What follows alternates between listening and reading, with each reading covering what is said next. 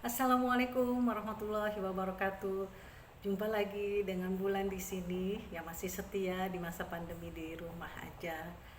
Eh, kita hari ini mau bincang-bincang soal bagaimana cara mencari ide, gitu ya. Jadi bagi para penulis pemula, biasanya yang datang kepada Bulan pasti bilang gimana ya mulainya gitu ya, mau nulis apa ya gitu. Biasanya teman-teman yang baru mau melebur di dunia tulis menulis akan kebingungan seperti itu, padahal ide itu banyak bisa kita cari gitu dengan berbagai cara. Jadi jangan putus asa hanya karena nggak ketemu idenya jadi nggak nulis-nulis ya. Nah, bagi para pemula yang ingin mencoba mulai menulis, ini ada beberapa tips dari Bulan supaya kita cepat mendapatkan ide apa yang mau kita tulis, baik itu tulisan fiksi yang bersifat khayalan maupun yang bersifat non fiksi ya. Cara cari ide yang pertama pasti dari membaca gitu ya. Jadi kalau dulu Bulan sering baca majalah Anita Cemerlang, novel-novelnya Mirawe, N. Hadini gitu ya. Bulan memang senang novel-novel romance ya pada waktu masih muda. Nah, dari situ jadi tertantang gitu ya. Oh, nulis itu seperti ini ya. Terus kemudian cerpen-cerpen itu banyak sekali gitu yang bisa kita baca ya. Jadi kalau kita mau cepat cari, coba deh gitu banyak baca. Apalagi sekarang bisa lewat internet. Itu yang pertama. Yang kedua, ambil saja ide itu dari pengalaman kita gitu. Pengalaman yang pernah kita lewati itu bisa menjadi tulisan yang menarik ya. Pengalaman gembira, sedih, tragis dan sebagainya misalnya, atau pengalaman orang lain deh ya, teman kita sering curhat ke kita, pasti kita bisa mengambil gitu ya, mengambil ide dari cerita teman kita juga boleh.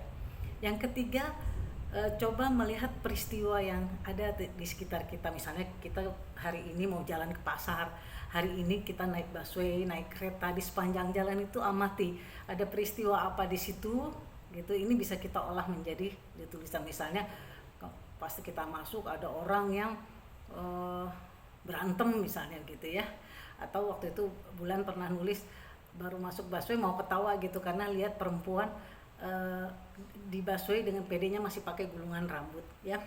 Jadi itu adalah peristiwa yang bisa kita jadikan cerita nanti di sekeliling kita aja. Yang keempat, cara keempat adalah memanfaatkan momen spesial.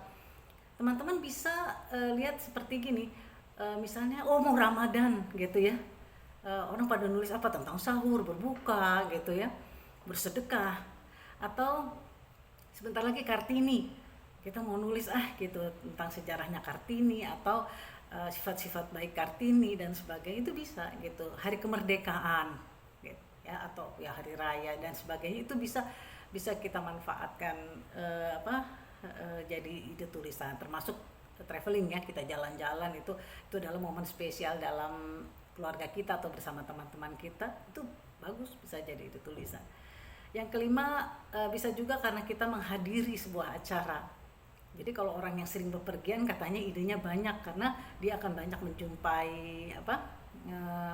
beberapa kegiatan yang menarik, kemudian berjumpa dengan orang-orang gitu ya. Jadi detail bagaimana kita menyusun cerita itu bisa terbayang gitu dengan melihat langsung gitu ya, dengan melihat langsung acara atau peristiwa. Itu pasti lebih memperkaya kita gitu ya. Yang terakhir, dari mana ide yang kita dapat itu ya dari diskusi. Misalnya kita udah ngentok ya baca buku, enggak ini mau spesial enggak ya, tidak ada salahnya mendatangi seorang guru, teman yang bisa membantu kita mencarikan ide tulisan. Seperti misalnya di saya bimbing di Klub Pena itu pasti akan memberikan satu ide bersama ya. Jadi dengan diluncurkannya ide bersama ini, jadi teman-teman di Klub Pena yang bisa saling mengisi gitu ya. Oh, ini idenya gitu. Jadi bisa dikembangkan menjadi beberapa cerita yang menarik. Ya, itu aja tips dari Bulan kali ini. Jadi jangan berkecil hati, ide banyak ada di mana-mana.